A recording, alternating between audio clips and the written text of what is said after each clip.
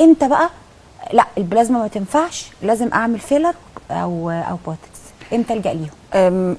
والله انا رايي الشخصي في موضوع الفيلر والبوتوكس بالتحديد الفيلر كمان انه ما يتعملش الا لو ما كانش في حل تاني غيره.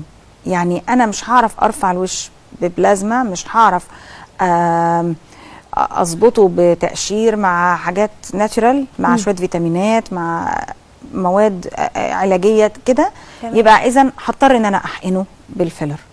اما البوتوكس احنا بنوصل لسن معين حسب لون الشخص نفسه او الست نفسها، بنبتدي نقول السن المفروض تحقن فيه البوتوكس. البوتوكس كل ما حقنتيه وانت صغيره كل ما احتجتيلوش وانت كبيره.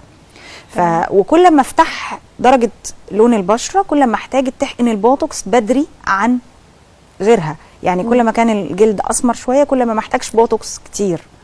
تمام. كل ما كانت بيضه كل ما تحتاج بوتوكس في سن بدري. يعني انا ممكن وانا صغيره احقن برضو الفيلر والبوتوكس عادي؟